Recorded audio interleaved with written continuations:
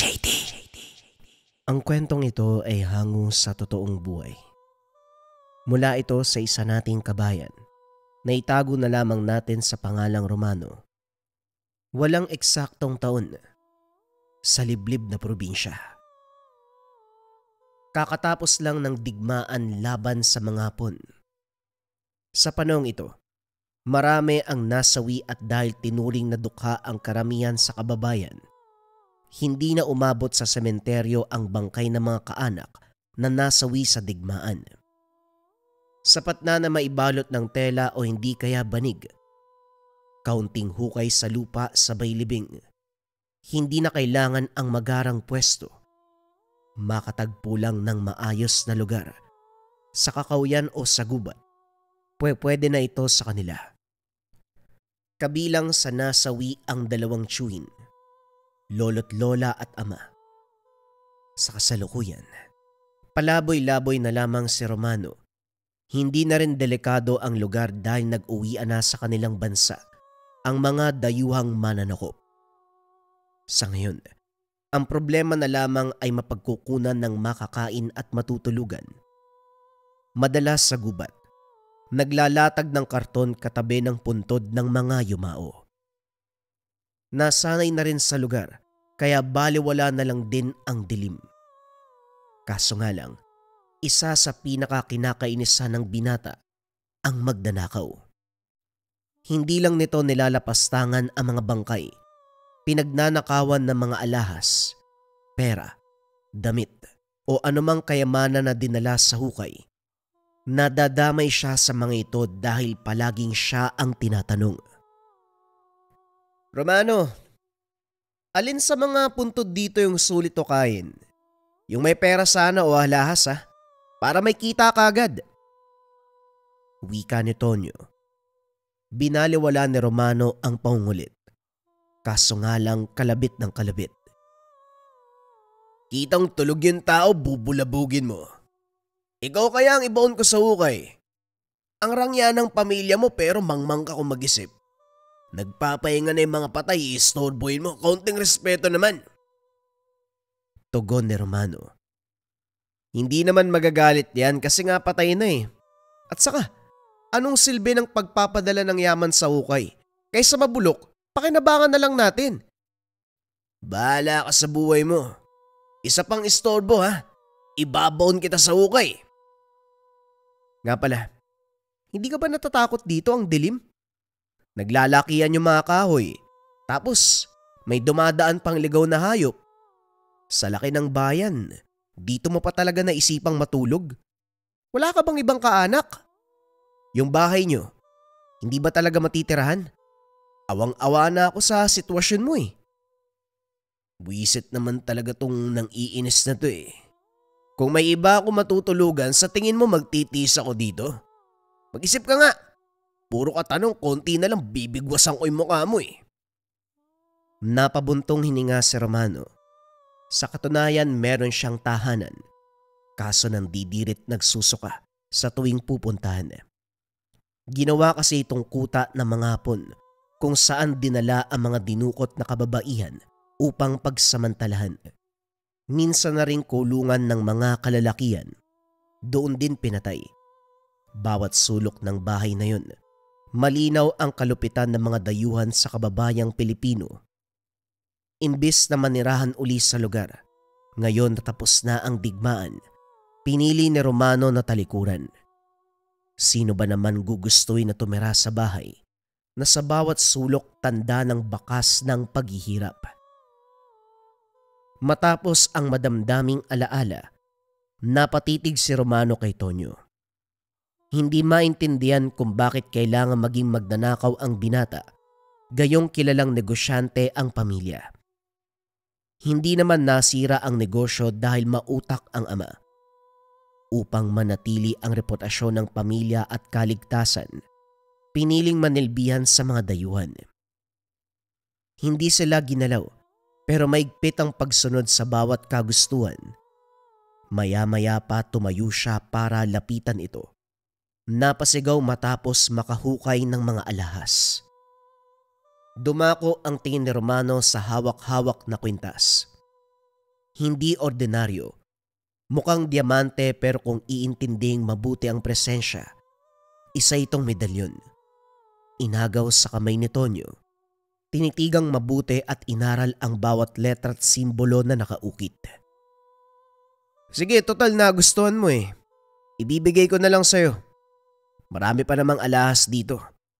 Yan, hindi ako sigurado kung may sasanla pa yan. Anong klaseng alahas yan? Ngayon ko lang nakita at saka pansinin mo yung bangkay. Nakasulat sa lapid ang kahoy. Magtatatlong taon na magmula nung namatay. Pero hindi man lang naagnas, no? Kahit kaunti. Pati kuko nandyan pa rin at saka kung ihahambing ang edad sa itsura, mas matanda pa ang edad. At yung katawan naman, malamig tapos hindi gaanong matigas. Kilala mo ba kung sino yan? Wala namang pangalan eh. Napatitig si Romano sa bangkay. Kagaya ng sinabi ni Tonyo, hindi naagnas ang katawan.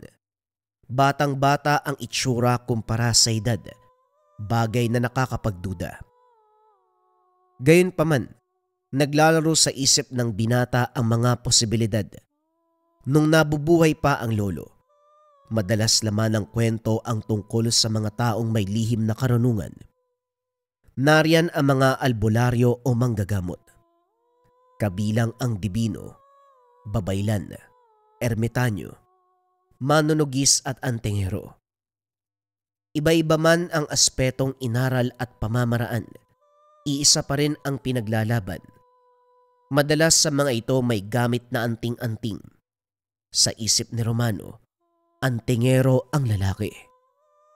Sabi mo yan sa akin na to ha. May kukunin ka pa ba kung wala na? Ibalik mo sa ayos yung libingan. Kahit sa ganung paraan man lang, may galang ka sa namayapa. Oo naman, ibabalik ko sa ayos yung mga inukay ko, no? Sige na, bumalik ka na sa pagtulog mo. Bumalik sa pwesto si Romano. Isinilid sa bulsa ang nakuwang anting-anting. Saktong nakaidlip nang mapansin ang pag-init ng gamit. Sinundan ito ng pagsigaw ni Tonyo. Kumaripas ng takbo patungo sa kanya. Mahabang katahimikan ang namayani, pero maya-maya pa, lumitaw ang imahe ng aswang. Sa pagkataranta, nagmamadaling humiga sa hukay ang dalawa. Si Romano ang nauna. Pigil hininga dahil dikit-dikit na ang katawan sa bangkay. Walang imik. Nakikinig sa kaluskos ng paligid. Hindi nagtagal umalingasaw ang mabahong amoy. Kagad tinakpan ng bibig ni Tonyo bago pa masuka o maglikha ng ingay. Sa mismong tapat nila dumaan ang aswang. Pigil maging hininga dahil kahit kaunting ingay maririnig ng halimaw. Lakaw kung tawagin ang aswang na ito. Ang itsura ay butot balat. Sobrang haba ng bias ng binti at mga braso.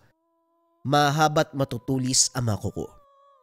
Buhaghag ang mahabang buhok. Matalas ang pandinig at paningin. Natutunton kung sino man ang pakay. Madalas itong nakikita sa masusukal na gubat o sa libingan. Pinapatay ang biktima sa labis na pagkalmot. Nanlaki mga mata ng dalawa matapos maramdaman ang pagyupi ng hinarang na tabla. Damang-dama ang bigat ng aswang. Nanginginig pati laman sa takot. Maya-maya pa, isa-isang hinablot ang pera-perasong tabla. Kaunti na lang bubungad na ang dalawa. Mukhang ito na ang libingan natin ha. Kung alam ko lang na ngayon ako mamamatay. Natigil ang pagsasalita ni Tonyo. Dumako ang tingin ni Romano sa hawak na anting-anting. Nag-iinit ito. Bagyang nagkislapan ang maliit na batong nakadikit sa gitna. Naglalabas ito ng mahinang boltahe na nalaytay sa kamay ng binata. Mabilis na unawaan ang nangyayari. Pagtingin sa tabi, dinampot ang pala at ginulat ang nilalang. Kagad itong umatras. Napatitig sa hawak na anting-anting. Sa hindi malamang dahilan tumakbo sa kadiliman at saka naglaho. Bago makapagsalita, inunahan ni Tonyo.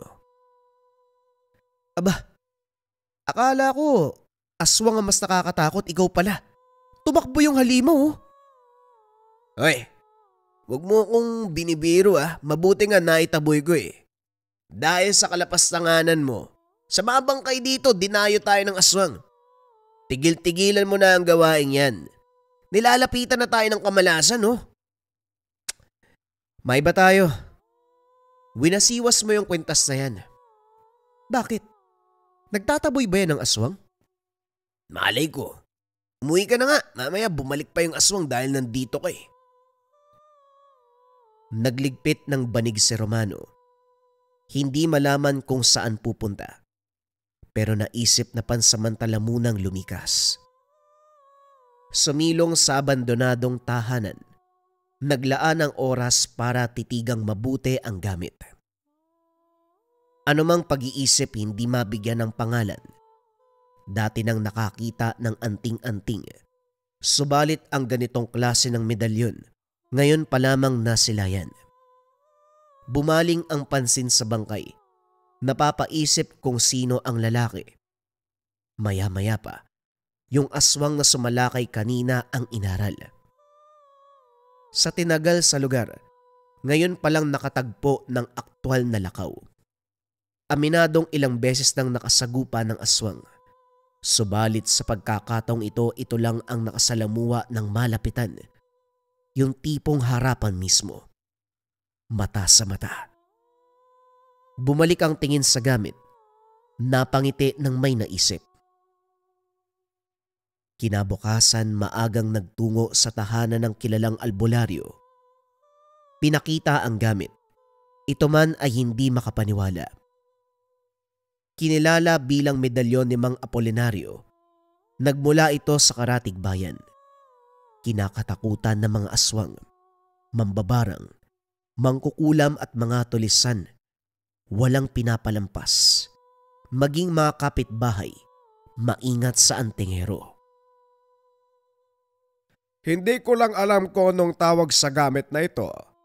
Sariling likha kasi ni Mang Apolinario. Huling kita ko sa gamit na yan nung pang nabubuhay ang matanda. Kung alam mo kung gaano siya kabangis kapag nasa laban, mapapahanga ka talaga. Sa sobrang makapangyarihan ng medalyon, maraming kapwa antingero ang nagnanais na maangkin yan. Nung nagkaipitan, ay talagang pinatay ni Mang Apolinario yung makukulit eh. Pero, saan mo ba nakuha ang gamit? Nakuha lang po sa ukay. Aksidente ang pagkatuklas. May nadaanan akong puntod sa gubat. Nakabukas kasi tapos lantad ang medalyon na ito. Kinuha ko na lang ho. Nga pala, pwede bang magamit to kahit hindi naman antingero o albularyo? Naku, mahirap yan ha. Hindi mapapagana ang ganyang gamit kung ordinaryong tao ang hahawak. Wala kang alam na dasal. Ni orasyon wala kang nakabisado. At saka, araw-araw pakakainin ng dasal ang medalyon para mapanatili ang lakas at bisa. Kung katulad mo nangangalaga niyan, mapupunta lang sa wala. Masasayang lang yung lakas ng gamit eh. Kung gusto mo, pwede ko yung alagaan. Nagdadalawang isip si Romano. Lalo na nang magbago bigla ang tono ng matanda. Makikita rin sa mga mata ang pagnanais. Hindi man pagmamay-ari ang medalyon. May parte sa kanya na gusto itong protektahan. Kaya naman imbis na pumayag, minabuting tumanggi. Siguro ibabalik ko na lang po sa libingan. Hindi ko rin naman pala magagamit eh. Maraming salamat to ha. Nagmamadaling umalis ang binata bago pigilan ng albularyo. Napansin niya. Sumusunod ito. Kaya kumaripas na siya ng takbo. Sa katunayan wala siyang balak ibalik ang medalyon. Pagdating sa puntod, sinuring mabuti ang kabaong. Inusog ang bangkay. Dito napansin ang supot na naglalaman ng libretang itim at pula. Naroon din ang papeles ng pagkakakilanlan ng lalaki. Bago yun, nagmamadali sa pagtago nang mapansin ang kaluskos sa unahan. Nasipat si Mang Joselito. Inisa-isa ang puntod. Sa kilos na ito, may ideya si Romano kung ano ang hinahanap. Dumako ang tingin ng albularyo sa puntod ng yumao. Inakalang hindi matutuntun dahil walang palatandaan o pangalan. Subalit diretsyo ang titig nito sa mismong bangkay. Tuwang-tuwa nang makilala ang nakalibing. Dito ka lang pala nakalibing, Apolinario. Nagpakahirap pa akong hanapin ang libingan mo kung saan saang sementeryo. Narito ka lang pala sa bundok Hinukayan. Aminado kong malaki ang inggit sa'yo. Hanggang ngayon pa rin naman pero mukhang papabor sa akin ang pagkakataon dahil medalyon mo na mismo ang lumapit. Dinala ng isang binata kaso hindi ko nakuha. Ibabalik niya sa libingan mo. Ngayong nandito ako, makukuha ko na. Wika ng albularyo sa bangkay. Pasimple itong inusog. Hinahanap sa kasulok-sulukang bahagi ng kabaong ang medalyon. Unti-unting nagalit ng hindi magilap. Pinunit pa ang dokumento ng pagkakakilanlan ng matanda. Hindi lang yun. Hinampas ng hinampas ang bangkay. Nang hindi makayanan ni Romano ang nangyayaring paglalapastangan, dali-dali siyang lumabas. Kunwaring napadaan, nagtatakang tumitig kay Mang Joselito. Manong, anong ginagawa niyo dyan? Naglilibing po ba kayo? Maang-maangan ni Romano. Kagad umayos ang albularyo. Umahon sa hukay at maayos na nakipag-usap. Nakita ko kasi na nakabukas ang kabaong. Halatang hinukay kaya naisip kong ayusin. Hindi pa rin pala nawawala ang mga lapastangan. Patay na nga, pinagdidiskitahan pa. Hindi na naawa. Sana dalawin ng kaluluwa ang sino mang gumalaw sa mga puntod dito. Ikaw ba? Ano ginagawa mo rito? Pauwi na po ako. Galing ako sa kabilang sityo kaso wala ang kaibigan ko . Ganun ba? Nga pala, nasaan ang medalyon? Binalik mo na ba sa hukay? Yung tungkol ho dyan ako. Pagtawid ko kasi, nalaglag dun sa ilog, inanod. Hindi ko nakuha kasi sobrang bilis ng agos. Hindi ko rin naman mapapakinabangan kaya hinayaan ko na lang. Makikita ang galit sa mukha ng matanda. Kagad nag-iwas ng tingin para hindi mahalata. Maya-maya pa nagpaalam na si Romano. Hindi na rin ito umimik. Habang lumalayo, narinig ang sinabi nito. Galit na galit. Nais makuha ang medalyon. Nasaksiyan pa ng binata ang pagmamadali nito patungo sa ilog. Sinabi mo pa na maraming nagangad sa medalyon kahit boy pa yung may-ari. Hindi mo naman sinabi na pati pala ikaw isa sa mga yun. Lumitaw din yung tunay na ugali. Kahit sisirin mo ang bawat dulo ng ilog, hindi mo makukuha ang medalyon. Wika ni Romano sa sarili. Pagsapit ng hapon, nagkaroon ng kaunting salo-salo sa sentro ng sityo. Nanguna ang ama ni Tonyo. Naisip tipunin ang lahat para pagsaluhan ang ginhawang naranasan magmula sa araw na nakalayo mula sa mananakop. Iilan ang dumalo dahil maraming galit dito. Isa man si Romano, hindi alintana dahil kinakailangan niyang makahanap ng makakain para makaraos. Abala sa pagkain ng masipat sa unahan si Mang Joselito. Panay sulyap sa kanya. Binaliwala hanggang sa kusang lumapit. Nung una nakikipag-usap lang pero habang tumatagal sinisingit ang medalyon. Nilinaw ni Romano na wala sa kanya ang gamit. Subalit masyadong makulit ang matanda. Dinaan na lamang sa pagbibiro. Nililigaw ang usapan. Sa kabutiang palad umurong ang matanda. Napabuntong hininga si Romano. Hindi makapaniwala na may tinatagong kasakiman ang albularyo. Matapos malingat ang atensyon, dali-dali siyang umalis sa pagtitipon. Pagbalik sa bundok, nang mapansin ang presensyang sumusunod, hindi na kailangang hulaan dahil kilala ang galawan ni Mang Joselito. Dumiretso ang binata sa masukal na bahagi. Gayunpaman hindi pa rin tumigil ang matanda. Ginalugad ang bawat sulok, mahanap lang siya. Maya-maya pa nagsimulang magsaboy ng kung ano sa paligid. Sinasabayan ng pagsambit na mga salita. Kinabahan ng binata. Dali-daling inilabas ang medalyon para protektahan ang sarili. Laking gulat ngayon. Umayon ang gamit sa nangyayari. Napansin ng binata ang pangingibabaw ng bisa nito. Unti-unti siyang nakahinga ng mahirapan si Mang Joselito. Bigla itong kinapos ng hininga. Hindi tumagal sa lugar. Nagmamadali ding umalis bago mapuruhan. Napailing na lamang ang binata matapos makapag-isip. Nagpa siyang magpakalayo-layo muna. Nagtungo sa kabilang bayan. May kalayuan ang lugar kaya kampanteng hindi masusundan. Nanuluyan sa kaibigan ng ina. Kaso sa hindi inaasahan, dito na nagsimula ang kalbaryo. Nasanay ang may-ari ng bahay na si Aling Nena sa gabi maglabas sa balon. Dala ng itsura umiiwas sa husga at kutya ng kapwa.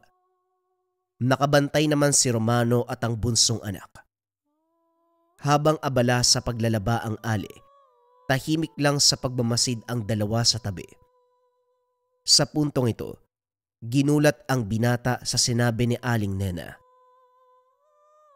Iho, hindi ko tatapusin ang paglalaba ngayon. Mahirap kasi kapag inabutan tayo ng 10 oras. May mga nilalang na umaaligid dito. Mahirap na baka madali tayo. Banok, pitbitin mo muna itong galon. Pakipasan na rin ang labahin. Romano yung iba, iiwan na lang dyan sa tabi. Anong klase ng nilalang po ba ang nandito sa lugar? Tanong ni Romano habang binibilisan ang paglalakad. Aswang ang nandito. Kung alam mo lang kung gaano karami ang nabiktima.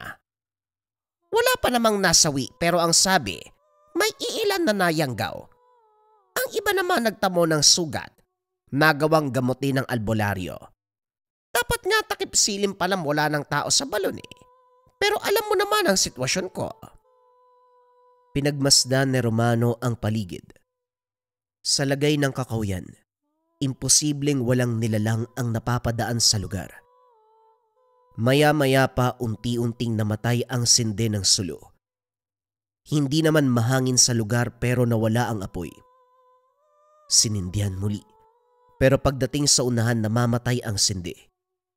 Naalerto si Romano nang sabihin ni Aling Nena na maghanda. Pinaiwan sa tabi ang pasan na labahin at inabutan ng itak. Maging ang anak, inabutan ng balisong. Hindi na kailangan magtanong dahil lantad na sa unahan ang nilalang. Laking gulat. Dahil sa pagkakatanda ito ang halimaw na lakaw. Ang aswang na sumugod nung gabi sa kabundukan. Hinatak siya ni Aling Nena patungo sa kuweba. Doon pansamantalang nagtago habang nakikiramdam sa galaw ng aswang. Gayunpaman, hindi nakaligtas dahil nagawang sumunod. Maya-maya pa sabay napasigaw nang mapansin ito sa likuran. Kaagad kumilos si Romano, hinataw ng taga ang nilalang. Subalit hindi ito natatamaan. Animoy alam na alam ang bawat galaw ng binata. Hindi nagtagal, tumilapon si Romano ng mapuruhan. Pag-angat ng tingin, si Aling Nena ang nakipagtuos sa aswang. Hindi makapaniwala sa galawan ng Ali.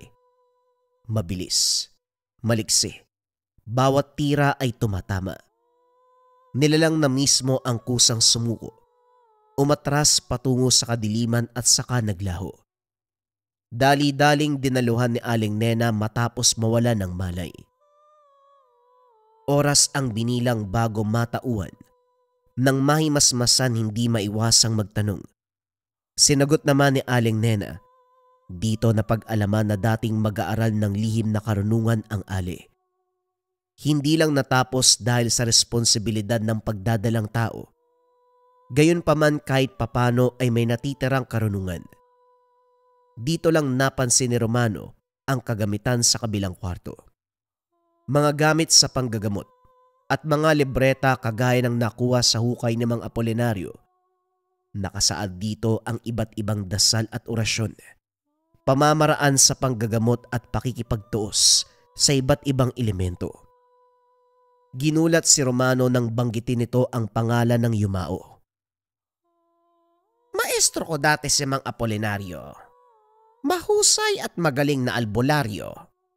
Sa sobrang husay, kinainggitan ng karamihan. Kahit kapwa antingero, pinagplanuhan siyang patayin dahil lahat na lang sa kanya dumudulog. Mga karatig bayo, taga-probinsya, kay Mang Apolinario humingi ng tulong. Yun ang kinaiinggitan nila. Hindi ho ba kapag may medalyon o anting-anting, hindi tatablan ng bala o patalim? Pero bakit yung katawan ni Mang Apolinario maraming tama? May pagkakataon po ba na nawawala ang bisa ng gamit? Bumakas ang pagkagulat sa mukha ng Ali. Sinabi nito na hindi basta-basta nawawalan ng bisa ang gamit. Ang duda, sinadyang magpakamatay sa kamay ng mga dayuhan. Ang dahilan, si Mang Apolinario lang ang nakakalam. Nakiusap si Aling Nena na makita ang puntod ng dating maestro. Dinala siya ni Romano. Habang pinagluluksaan ng bangkay, napansin ng binata ang pag-aligid ni Mang Joselito. Nilapitan niya ito at hindi inaasahan. Binigwasan siya. Sinuntok sa muka. Nasaan ang medalyon? Wag mo kong niloloko ha. Hindi mo itinapon ang gamit. Si Tonyo mismo nagsabi na hawak mo pa ang medalyon. Akin na, kung ayaw mong masaktan. Hindi umimik si Romano. Tinitigan lamang ang matanda na siyang ikinagalit nito. Muling kumilos para sana suntukin, pero pinigilan ni Aling Nena.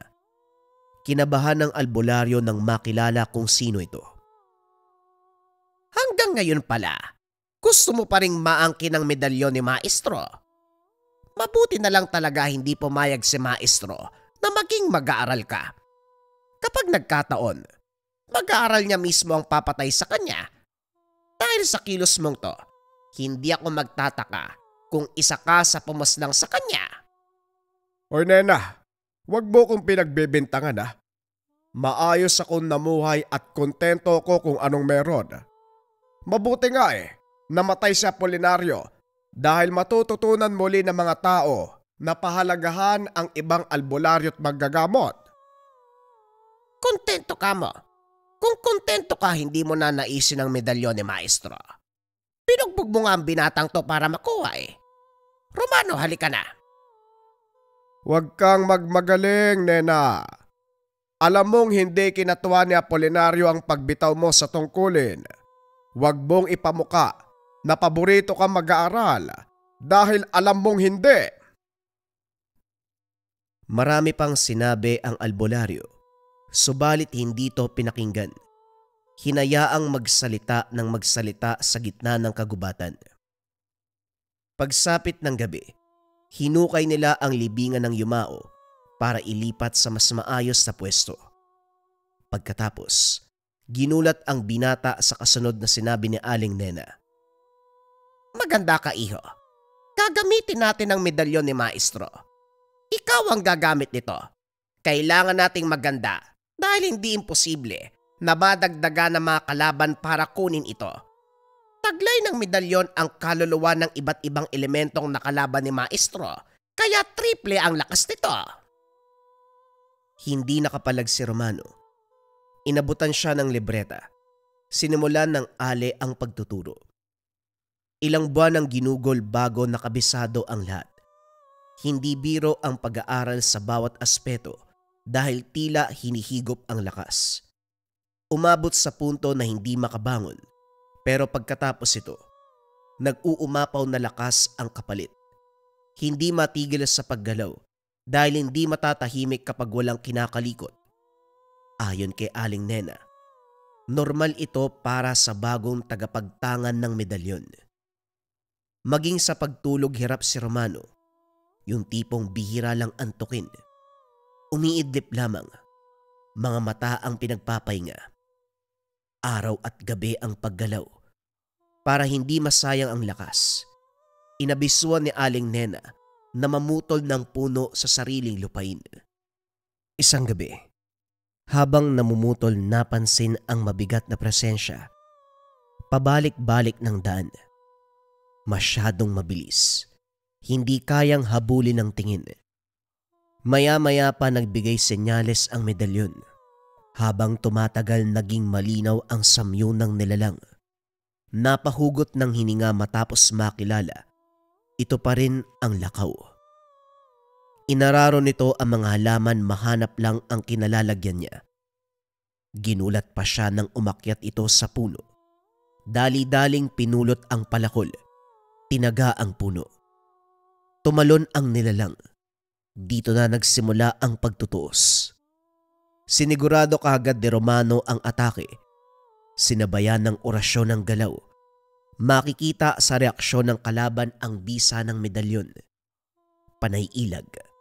Hindi magawang umatake. Para bang natatakot na lumapit. Nang maunawaan ng binata ang kilos, tinodo ang pagkilos hanggang sa bumaluktot na lamang sa lupa matapos mapuruhan. Walang sali-salita. Tinaga ng tinaga ang katawan hanggang sa maghiwalay ang parte. Maya-maya pa dumating si Aling Nena. Hindi na ako magtataka kung mabilis mong napuksa ang aswang. Mahusay ka, Romano, pero huwag kang magpakampante. Simula pa lang ito ng pagdagsa ng mga kalaban. Asahan mong sa susunod, pwedeng magsabayang pagdating. Sa loob ng binata, hindi niya inasahan na sa paglipas ng panahon ito ang inabot. Sa pagkakalala, nakikitulog malapit sa puntod ng kaanak dahil wala nang mapuntahan. Nakahukay ng medalyon si Tonyo na umagaw ng atensyon niya hanggang sa umabot sa puntong ito. Matapos ang lahat, hindi pinagsisiyan ng binata ang takbo ng kaganapan. Nahulog na rin ang loob sa lihim na karanungan. Sa mga sumunod na araw, kagaya ng sinabi ni Aling Nena, marami ang nagnanais ng medalyon ni Mang Apolinario. Saan man siya magpunta, sa bayan, sa laot, sa kakawyan, o kahit sa tahanan, kapansin-pansin ang pag-aligid ng mga kalaban. Sa ngayon wala pang naglakas loob na umatake, gayunpaman alisto sa lahat ng oras. Sumapit ang araw na naiwang mag-isa. Dumayo sa probinsya si Aling Nena at ang anak. Sa mga oras na ito, hindi nakaligtas ang binata sa banta ng kapwa antingero. Ang kinagulat kasama si Tonyo. Inosenteng tinuro ang tinutuluyan. Romano, hinahanap ka nila. Mabuti na lang nakita kita sa lugar na to nung nakaraang araw. Kaya nang magtanong sila sa akin, sinabi ko, ang layo pala ng inabot mo. Kaano-ano mo'y may-ari ng bahay? Tama na ang kadaldalan. Iho, ikaw ba nakakuha ng medalyon ni Mang Apolinario? Pepresyuhan kita para hindi mahirap ang pagpapasya. Ito ang pera, kapalit ng medalyon. Hinagis ng matanda ang pera. Makikita sa pagmumuka ang pagiging kampante. Nabura ang kayabangan nang ibalik ni Romano ang pera. Kahit ialay mo pa ang sarili mo, Manong. Ano bang meron sa medalyon na yan? Bakit gusto niyong makuha? Wala kang alam sa bagay na yan, iho. Ang ganyang gamit dapat nasa pangangalaga ng katulad kong albularyo. Para mapanatili ang lakas at pisa. Akin na, huwag ka nang magbatigas. Wika ni Mang Rogelio. Mukhang walang balak ang binata, Rogelio. Juanito, walang sino man ang tatanggi sa akin. Kaya susundin ng binatang ito ang nais ko. Akin na ang medalyon, binata. Huwag na nating pabain ang usapan. Hindi niyo ako madadaan sa sindak. Ang kakapal ng mukha niyo. Susugod kayo rito para dyan. Wala kayong pinagkaiba sa mga aswang na nagnanais mawasak ang medalyon. Nilalamon kayo ng inggit. Hindi ko tuloy lubos maisip kung anong klase ng antingero si Mang Apolinario para kainggitan ng lahat. Ang daldal ng binatang ito. Iyo, maayos kaming nakiusap, kaya sana naman makipagtulungan ka.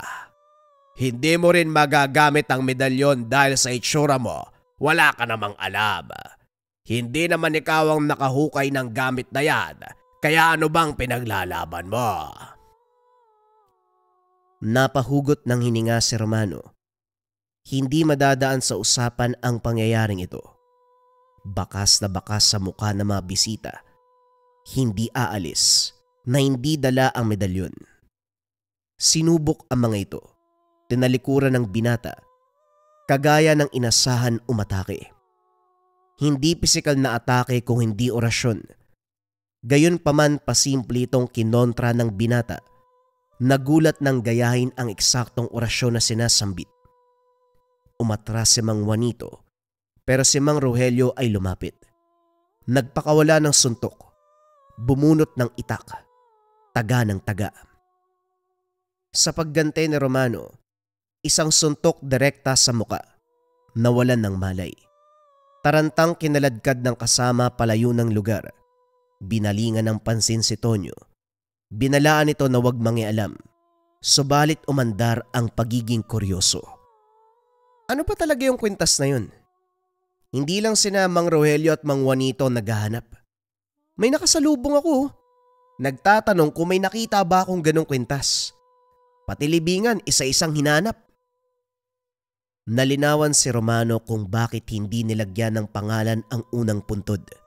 Kahit ang bagong libingan man ay hindi pinalagyan ni Aling Nena. Kung may magtanong man, wala ka nang sasabihin. Isang turo mo pa sa akin, ililibing kita ng buhay. Nagkakaintindihan ba tayo? Sinamahan ng paninindak. Tinoon ang itak sa leg ni Tonyo. Natatarantang tumango sabay alis. Nasundan pa ang kaganapan. Pagsapit ng 10 oras, grupo ng antingero ang kumatok. Pare-pareho ng pakay, makuha ang medalyon, pera, ari-arian o mga libreta na naglalaman ng karunungan. Inalok bilang kapalit ng medalyon.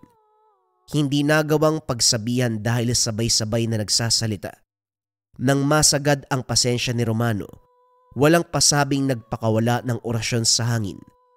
Layo nitong mamanipula ang pag-iisip. Nang makontrol ang mga ito, dali-daling umalis sa lugar. Buntong hiningang sinundan ng tingin ng mga ito. Ang buong akala tapos na ang sitwasyon. Pero makalaan ang ilang oras ay may kumatok na naman. Sa pagkakataong ito ay kalahating tao at kalahating aswang. Mahabang titigan ang pumagitna hanggang sa kusa itong nagsalita. Batid kong may nauna sa akin. Pero ibahin mo ko.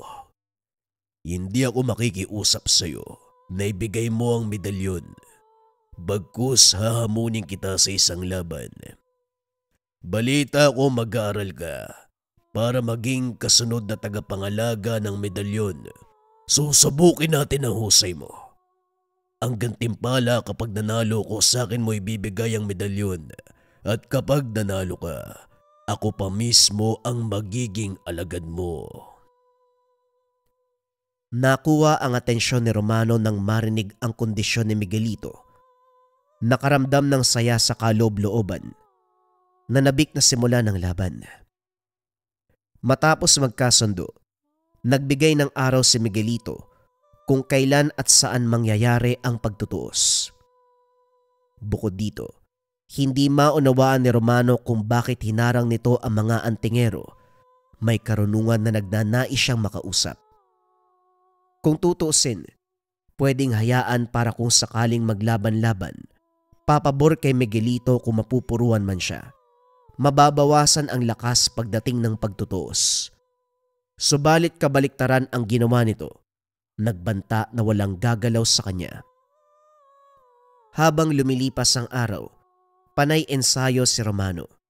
Bawat hapon pinapakain ng dasalang medalyon. Lumalabas sa gabi para magpapawis. Dagdag preparasyon sa nalalapit na paglalaban. Isang gabi, habang naglilibot sa lugar, biglang lumitaw ang mabangis na baboy ramo. Walang pasabing sumugod. Lumabas sa kadiliman. Diretso habol.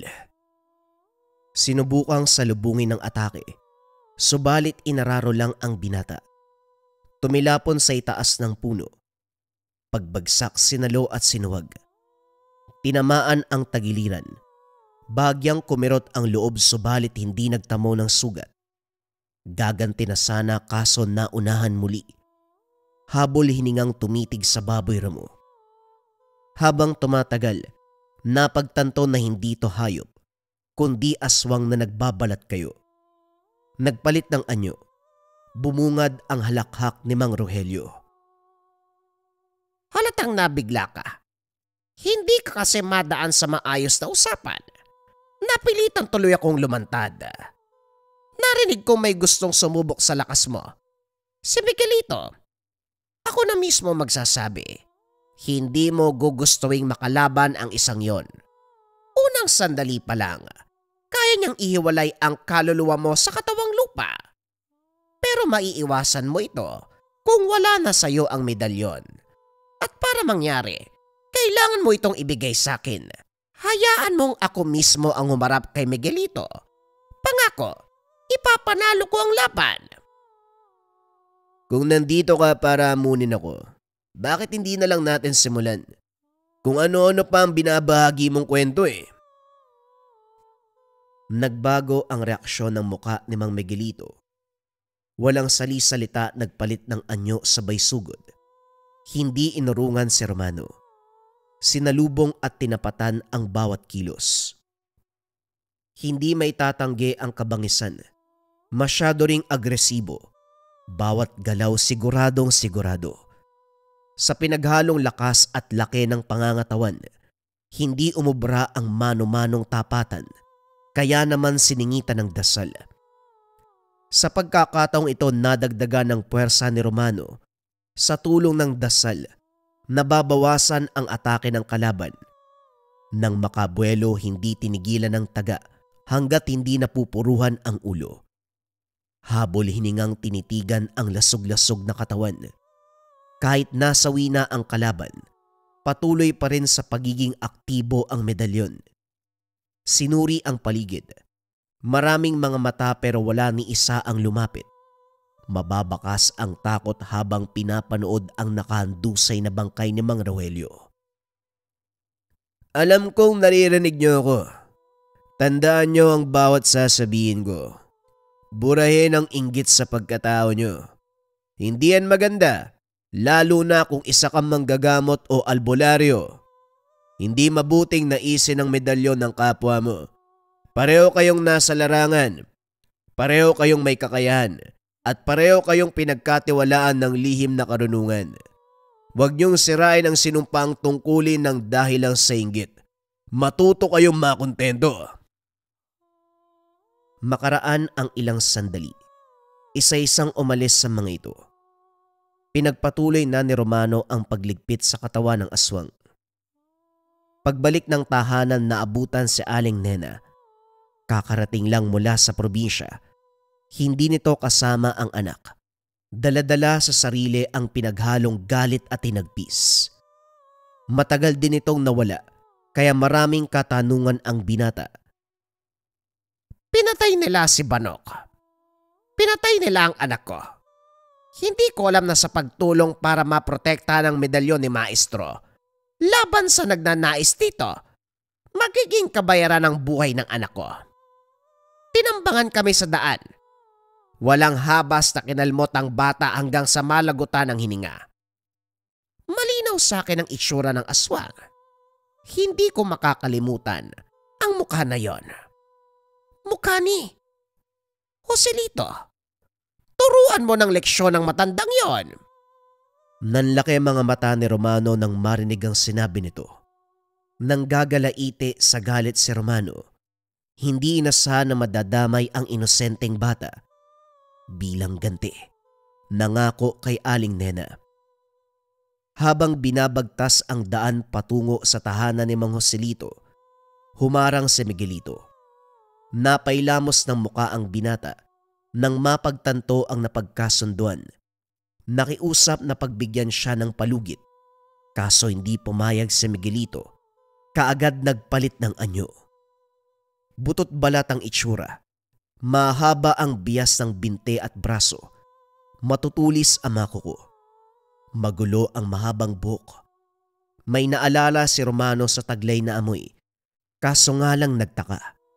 Dahil ang lakaw na unang nakasalamuha sa libingan ay nakalaban nung nakaraan. Sa pagkakalam ay napatay na ito. Sinunog at nilibing ang bangkay. Sandali, kung ganun. Hindi ikaw. Nagkamali yata ako. Hinanda ng binata ang sarili. Ibinida ang itak at medalyon.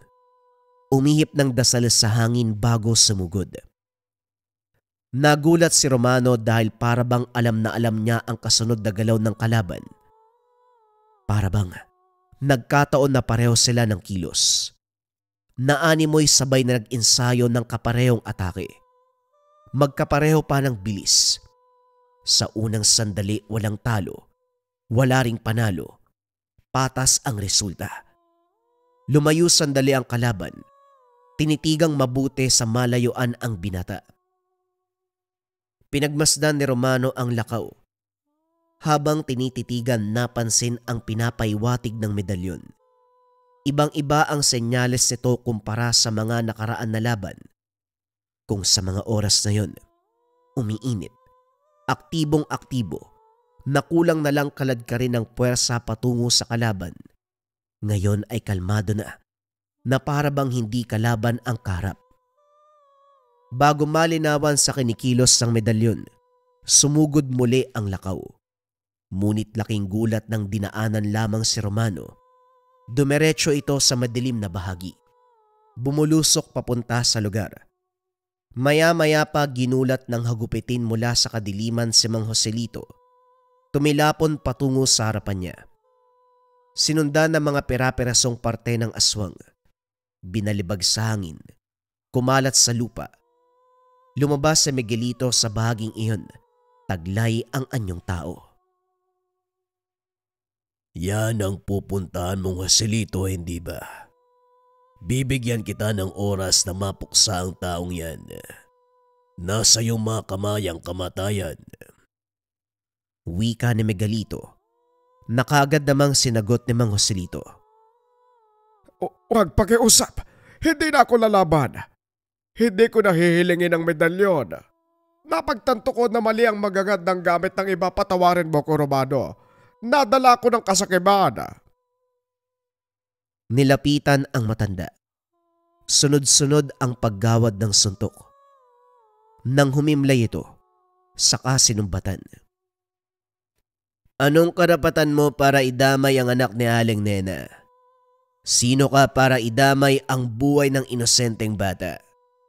Sa akin ka sana dumiretso.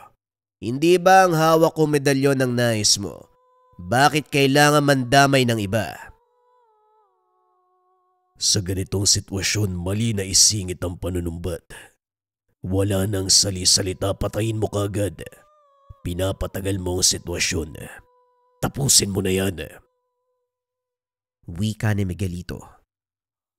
Dahil sa panghihikayat nito, nakumbinsi ang binata. Hinugot ang patalim para tapusin ang matanda. Kaso sa oras sa tagaina, may lumitaw na aswang. Mabuti mabilis si Miguelito. Humarang, dahilan para matangay. Nalingat ang binata ng sundan ng tingin. Hindi napansin ang kasunod na nilalang. Kinaladkad siya at sinalakay. Mabilis, malakas. Tumama ang bawat atake. Gayon pa man gumante si Romano. Inihipan ng dasal sa muka dahilan para makabuelo. Walang patawad. Tinarak ang patalim sa sikmura. Ginilitan sa leeg. Nang maitumba ang kalaban, tumingin sa gawin ni Miguelito. Pinuksa na rin ang aswang. Bakit ka tumulong? Hindi ba dapat ikatuwa mo pa? Marami kang kakampi sa sitwasyong to. Isa lang ang kakampi ko. At ikaw yun. Hindi maintindihan ni Romano kung bakit ganito ang sinasabi niya. Napanganga si Romano sa dami ng mga lakaw. Umaaligid ang mga aswang at saudyat ni Mang Joselito. Sabay na sumugod ang mga ito. Kanya-kanya sa diskarte. Kumapit sa orasyon si Romano. Hindi basta-basta ang mga kalaban. Lumilitaw ito sa iba't ibang direksyon. Hindi may tatanggi ng binata na nahirapan, subalit sinikap makasabay sa laban. Nabitawan ang itak, kaya nasubok ang sariling lakas.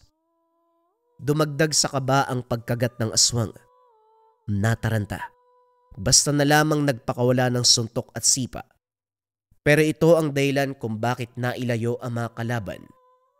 Hihinga pa sana pero ginulat ni Miguelito. Pasimple siyang binalibag patungo sa kalaban. Hindi magawang magalit dahil okupado ang isipan sa pakikipagtuos. Ito pa mismo ang nag-abot ng patalim. Bago muling mapalaban, napansin ng binata ang pagsugat ng Miguelito sa sariling palad. Hinayaan itong umagos ang dugo. Nagpatuloy sa pakikipagbuno. Sa kabilang banda, binilisan ni Romano ang pagpuksa sa mga lakaw. Pagkatapos ito dumiretso sa gawin ni Mang Joselito. Nag-iingalo, gumagapang para makatakas. Inapakan sa ulo dahilan para huminto.